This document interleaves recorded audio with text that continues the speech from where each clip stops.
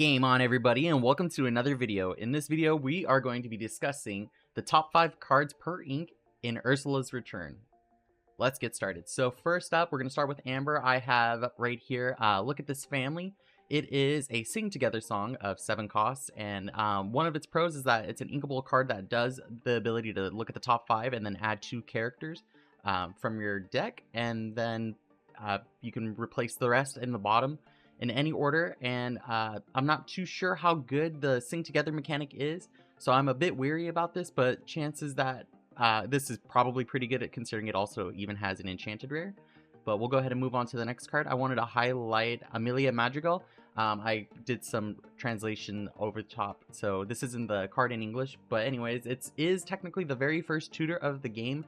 It's just kind of slightly unfortunate that it doesn't directly add it from deck to hand. It just puts it on top, so it's kind of like the same, but it's slower, and it is also limited to the Madrigal characters only. But in a Madrigal themed deck, this could be good and help the consistency with deck building overall, and you don't really need to fit too many of a specific character in your deck because it's essentially fetchable and searchable. Up next, we also want to highlight Ursula, Eric's bride. This card is very good. I definitely can see an emerald and amber like song deck being made just because of like this build around. And it's very good because on turn 2 you can play the Ursula that looks at your opponent's hand and you discard a song, and then you can shift on top of that with this card, and it's greatly statted as well and can cause additional hand disruption per turn, but unfortunately it's likely needed to be shifted in order to get its full benefits off, but I still think that this is a great card. We have up next, we have the Minnie Mouse Musketeer Champion. I also think that this card will see some play. It's basically a world's greatest criminal mind on legs, but in this context of like a bodyguard, there are other bodyguards that are better, but it kind of suits like a different role for the deck itself, and it definitely will see play in the Musketeer deck, but it could see some play outside of those Musketeer decks. And I believe this is our last Amber card that we'll be highlighting here. I like this card a lot. I was kind of having a hard time deciding like the top 5 in Amber. There's not that many, but there's probably like 6 or 7 good Amber cards. So I wanted to highlight this card as well, a Gaston Despicable Dealer. It is definitely greatly statted for its drop, and essentially it's a double lantern or like a better Pluto as well. There's also that very like ideal structure flow of like turn 1 you can play Pluto, then you can play Gaston on the follow-up. But the problem is that a lot of these cards are very uninkable, so you kind of don't want to really clog up your deck with too many of these like exert to reduce costs of your next character. So it could see play. I'm just not quite sure what the ratios would be to kind of fit this in. You probably maybe don't play Pluto with this card, because then you'll just overclog your deck with uninkables. But we'll go ahead and move on to the Amethyst cards. The first card I want to highlight is this Magic Broom Illuminary Keeper, just a few barnacles away from retirement. That is how it is, but it's exactly what the Broom deck needed. The deck itself was waiting for a 1-drop that would synergize with another card we'll be talking about in the future, but this card does a lot for the deck, and now you have a more consistent 1-drop. Because whenever you play another character, you can banish this character to draw another card. It is unfortunately weakly statted, but I think that's very fair for this deck. It could even see play in other non-Broom decks. Moving on, we're going to talk about Mystical Rose. This is an item that you can banish it, and then characters named Beast get 2 additional lore this turn. And if you have a Bell in play, you can move 3 damage counters from a chosen character to a chosen opposing character. So I like this card a lot just because it gives the ability to give Beast an additional 2 lore for that turn, and there's a lot of really great Beast overall.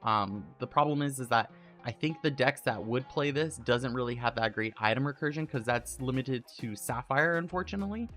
But I'm not even quite sure what the best like Beauty and the Beast in combination is, but I feel like you probably just max out on this if you really want to go on that heavy Beast quest line. So this was the card that I was talking about previously. This is Yen-Sid, the Powerful Sorcerer. And this card, when you play this character, you can have, and if you have a character named Magic Broom in play, you get to draw a card. So this card is great at any point of the game, especially for the broom decks, but you would probably only be playing this in broom themed decks. But it's great. It's great early game just because turn 1 you'd play the broom that I showcased, turn 2 you play Enchanted, you draw a card, and then because you have your effects in the bag, you would be able to also use the trigger effect for broom to basically draw 2 cards on turn 2.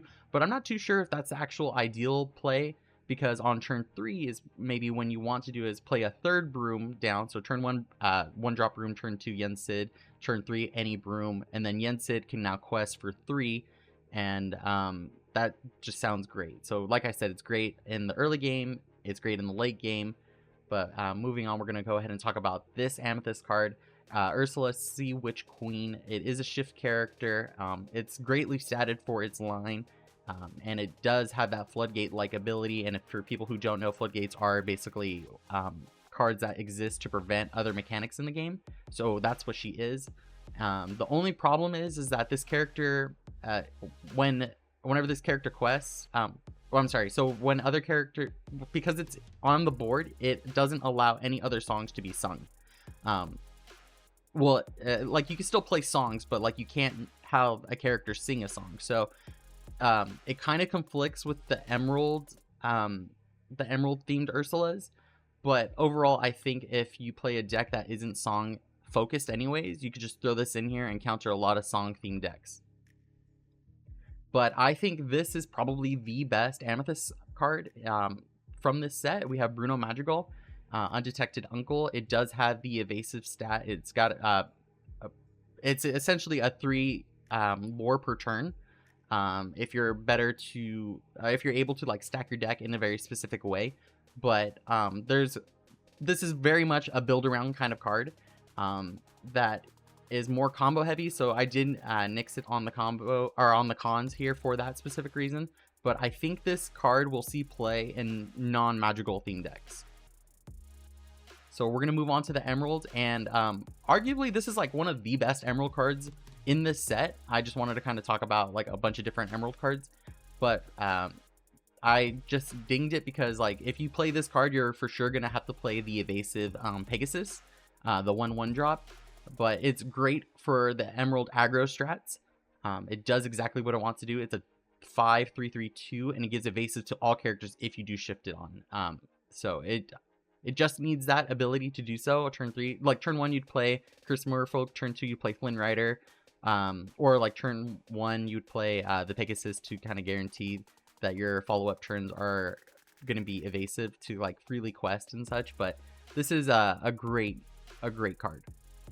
Another card that I personally really like, I think hand knowledge in this game, like hand knowledge in most games are great. I kind of compared this to a card similar to Magic the Gathering, like the Deep Cavern Bats. Even though that this doesn't like take the card out of your opponent's hand, I just love the ability of knowing what my opponent is playing, so I can kind of get that idea to better suit or build my board based off of like the knowledge of my opponent's hand. Unfortunately though, this card is not evasive, so it can be easily taken out, so you're not really like questing with this, unfortunately. You mostly want to shift on it, which we'll talk about right now. So this is Diablo Devoted Herald. It is always best when shifted onto. It does require that discard an action, so that's not only very specific, but in Emerald there are a lot of Emerald actions, and actions are also songs, so it's possible. But inherently, like you maybe even don't need to do the whole shift, but the best payoff is to do the shift so you can quest with it, and then when it's exerted, when it's your opponent's turn, when they draw a card, you also draw a card, so it makes up for that discard an action cost. But I think this is like a really good card as well. I don't know how much people will just like play it though if like they don't have enough space for action. Like I want to fit this in any of my Emerald decks. I just have to make sure that I'm getting the maximum payout, but arguably you don't need it to be shifted onto to get to like for it to see play. But the shift here is basically a -2 in card advantage, but it does replace that +1 on your opponent's turn.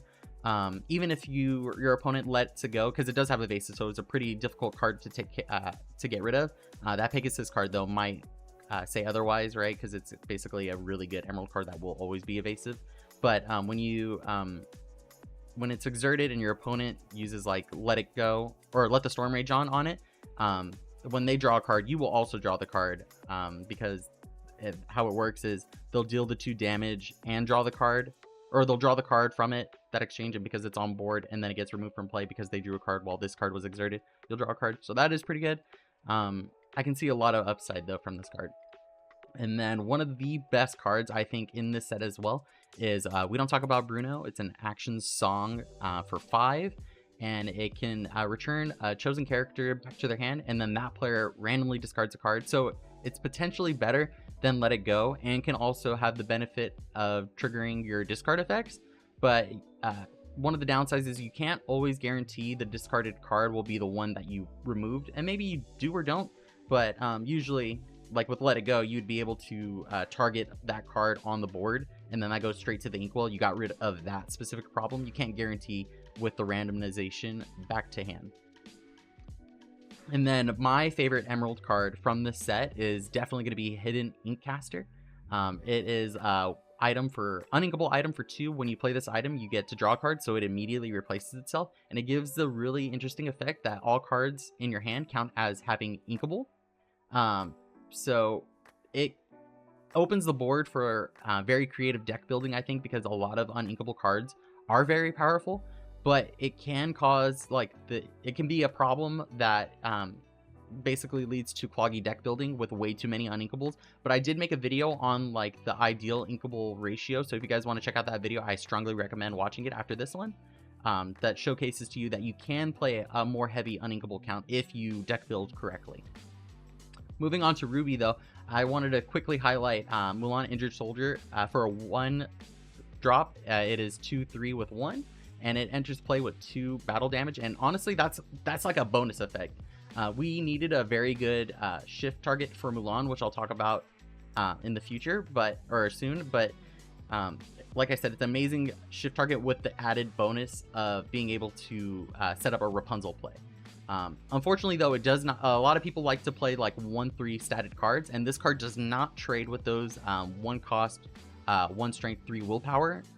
But I don't think that's necessary. Most people aren't really using their 1-drops to challenge. They're usually using it for like effects like Teeth and Ambitions with that extra stat. So this is great, but there is a chance though we might see a meta where we go back to 2/2 bodies for 1-drops. But one card, because like I said, people might be going to the 2/2 drops, I kind of got a little ahead of myself. So this game I think is pretty interesting, only because like it's like an early game Madame Medusa is like the best way that I can describe it, because it has the ability of, when you play this character, banish chosen opposing character with 1 strength or less, and that hits any aggro deck so it'll check any aggro deck. It takes out Steel Songs, Cinderellas. It can take out the evasive mini servers, and for Sapphire, it goes straight for Hero and Flavisham. And if this card ends up taking a lot of like the meta representation, like I said before, I think a lot of people will be shifting to those 1 cost, 2 strength, and 2 willpower characters. So this card is very interesting. I like this. For now, we'll see. Anyways, but moving on to the Mulan Elite Archer, this is like a be prepared with like a body, but like a Scar is like a be prepared with a body. But this one like is really good. The only problem is that it does require it to be shifted for its effect, and I don't know if the ideal like build for this card is Ruby Steel or Ruby Amber. So this card though is amazing. I love what this card does. Unfortunately, it is 2 statted. I wish it was definitely stronger, but then that would probably just make it insanely broken. So ideally you want to play shift to get that full effect here, and it becomes a 5 character, a 6 drop, a 5 drop for 5/6 2 lore, and it's just going to be clearing your opponent's board like with ease. And then one of these cards, so I want to talk about this card in particular. We have Brawl the action, where it says banish chosen character with 2 strength or less. This is just an inkable Dragonfire. That is probably the best way for me to describe this card. I think this is just the new staple. And even though like Dragonfire can hit any card of any stat line, but like if you look at what cards exist, not many of them are like, all the ones that you are trying to get rid of probably have less, like 2 support or less. So I like this card a lot. I think it's going to be a new staple. If I played Ruby, I would probably pick these up holo because like it just seems like a great card. And last, I believe this is last for the rubies, we're going to talk about Super Goof. This is a 4-drop, 2/4 body with 1 lore, and it has Rush. And whenever this character challenges another character, gain 2 lore. It doesn't even have to destroy a character in a challenge, or banish a character in a challenge. It's great. It's probably, I think, the best 4-drop in Ruby as well. I don't even think they really had a good dedicated 4-drop slot. So this card is most definitely going to see play, and it was made for challenging, but I think it's actually weakly statted for an average 4-drop. Regardless though, this is going to see play. And then moving on to Sapphire, we have Anna True Hearted, or is it Anna True Hearted? So she is a 4-drop 2/4, again weaker stats on average, and she has the ability whenever this character quests, your hero characters get a +1 lore this turn. And this is a great card for hero themed decks. And if you look up how many hero cards exist, I think from set 3 alone, like from set 1 to set 3, there was like almost 200 different hero cards. However, it does require a full turn to get its full payoff out of it. And I wish it was like maybe like a bodyguard of some sort, but this card is going to be really good, I think, in those hero themed decks. I can see an Emerald Sapphire hero deck, and I can see a Sapphire Steel hero deck. So we're going to move on. We're going to talk about Aurora. I forget what the translated name, I think it's like Lore Guardian. But it gives the ability to put ward on all your items, so, and is a shift character, but I don't even think you really need to shift this character for it to be good. I'm probably going to try to play with it as like a 2 of or a 3 of in a deck as more of a techable card in my item themed decks. But your opponent can't choose items, it gives them ward. And it protects, like, it might be a little bit slow on the play because Benja comes out at 3, and then all the other cards I think are faster than this card. So I'm really conflicted about this card because I do think giving ward to items is relevant, but there is a card that kind of invalidates that in general. But it does have that extra ability to exert one of your items, which not all items need to be exerted for an effect. They usually get banished. So once you exert your item, you get to look at the top card of your deck and then put it on top or bottom. So it gives you like scrying knowledge of knowing what is your next draw. Or it can help you like filter through your deck for cards that you maybe need. So it's a pretty nice consistency card, but it's not super necessary, I think, for item decks, unless there's just blanket target removal cards that are running rampant. But another card that I wanted to talk about is, I think it's pronounced Glean. I didn't translate the top one, but the effect is banish a chosen item, its player gains 2 lore. So it's one of those uninteractable lore advantage cards, and it's only a 1-drop. And like worst case scenario, it's just ink, and every deck needs ink. So I think that this card will see play as just more of a tech option. And it's in theory like item removal, but it can lead your opponent to victory. But I think if you're like playing in a mirror match, you rather like, or for item themed decks, you want to get rid of their items and you'll just let them get the additional lore. But this could also be like a very surprise, like if my opponent has this card, they end up just winning the game, and it kind of can throw off the math for some opponents when they are trying to see if they have game or not for the next round. And then this is my favorite Sapphire card in the set. I think it's probably the best Sapphire card in an item themed deck, next to Flavisham. Flavisham represents like card advances, whereas this one represents game state advantage, and it has ward, so it even plays around Madame Medusa. And this card in an item themed deck, which you will probably like have more items if not than your opponent, will basically represent 5 lore, and if you have Lucky Dime, it's basically 10 lore per turn. So this card is great. However, it is more of a combo themed deck, and it builds upon the already existing aerial Who's It Collector. So this is going to be, I think, a great card, and it'll find a home for sure in Sapphire item decks. So I really like the aerial card, but realistically, this is probably the best card for items. It's an aerial spectacular singer, but for items, comes out on turn 2, and it looks at the top 4 of your deck and adds an item card from those 4 to your hand. It is low stat based on other similar inks, but I think the payoff is like massive. So this is definitely going to see play. I'm looking forward to this card. I'm for sure going to try to pick these up as holo. Moving on to the last ink color, we're moving on to steel. I wanted to highlight Thebes, the big olive, because this one is definitely a very interesting card here. It is a 7 willpower, so it basically avoids Maui. So if locations end up being a problem, people might shift over to the Ruby Hercules that's coming out.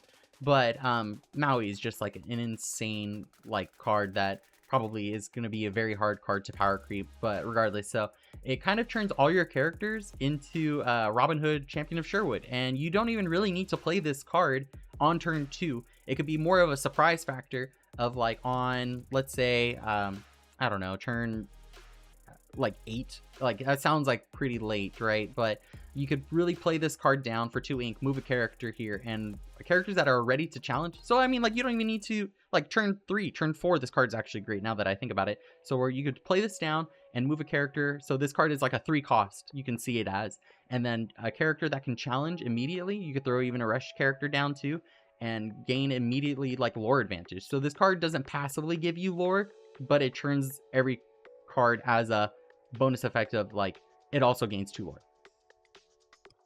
Moving on though, I wanted to talk about One Last Hope. It's an action song. Chosen character gains resist +2 and at the start of your until the start of your next turn, and if you select a hero character, it will be given the additional ability to challenge ready characters this turn. It basically turns all your hero cards into a Cinderella Stouthearted, and that was a very great tech card for the Amber Steel songs. I like to play it at 3, but most people were, I think, playing it at 2. And like I said, there's a bunch of hero decks. I really think that this card will see play. It's just unfortunate that it is uninkable, but I think the payoff is fantastic for it. The dreaded Find 'em, I'll flatten 'em. I believe that's what the card ends up being translated to. I was very excited for building an item aerial themed deck, and then this card got announced the day after I posted my deck list. You guys can check that out on Twitter. But this card is a inkable song that says banish all items. It's a great tech card at the minimum because it is inkable. So I think Amber Steel songs or any steel deck should be playing this at a minimum of 2 per deck, just because it's it's better to have it than not. Otherwise, I'm just inking it. So I think this card will see play for the future. And then we have Fortisphere. This is an item, a 1 cost item that says when you play it, draw a card. So it immediately replaces itself. It's basically an extra copy of Popsicle for any Sapphire Steel decks. And it also has the extra benefit of paying 1 ink. You can banish this item, and then chosen character of yours gains bodyguard until the start of your next turn. So it can convert cards into bodyguards. That makes your opponent less ideal for challenging them. It doesn't force them to challenge, unfortunately. But one thing I was trying to explore with this card, I haven't really been able to deck build and playtest yet with the new set because it's not out yet, but at the time of this video. So but one thing I was considering is that if I play this in Emerald Steel, and I can really get some advantage of those cards that your opponent doesn't want to challenge in the first place, but putting this on a Cusco or a Bell, I believe it's called Hidden Archer or something along that line. If your opponent is going to challenge, usually you want to hit your your small bodies, well at best, right? Because they want to maybe take out your Cursed Merfolk or your Flynn Riders, anything that's really aggressively gaining lore. You want to hit those, but forcing them to have to go through an extra hurdle with a less favorable trade, this sounds pretty good. And then quite possibly one of the best steel cards in this game. I'm seeing a lot of goat themes going on, but it's another hero synergy card that also even gives them the benefit of giving them Challenger +1, and whenever you play a hero character, you gain 1 lore. So I wouldn't be surprised if we call this type of effect like a goated, where you just get 1 lore whenever a character comes into play. For a con, I really do try to find a negative in all the cards just so I can like make a talking point, but please let me know what you guys think. As for a negative for this deck, could it be that it's just very specific to heroes? But I think this card will like see play, and there's just so many heroes, so that's why I really like it. And moving on, I wanted to talk about the best enchanted rare probably in this set. It is the best card art in the game. I'm pretty biased. It's one of my favorite princesses. It's Ariel, and Steel Song is the best deck in the game. So cons, it's you know, the princess tax is kind of wild, so RIP my wallet. But it's likely not able to get, realistically it's not likely to get its ability off at the same turn it's shifted on turn 4, and unfortunately it is susceptible to Madame Medusa. So until they kind of figure out a way, I mean, there is like that location, that the emerald location that gives +1, so that will give an extra strength and willpower, but to basically help cards dodge Madame Medusa effects. But then maybe we'll see effects or cards like Lady Tremaine come back in favor over Madame Medusa, but Madame Medusa is just a crazy card. Anyways, but off that tangent, I hope you guys found this video interesting, and I hope you guys enjoyed it. Please leave a like and subscribe if you want more videos like this, and also check out my other videos. YouTube has a great recommendation system of finding videos that you might like that I've created, so go ahead and check those out, and I hope you guys enjoyed the video. I'll see you in the next one. I'm out of here.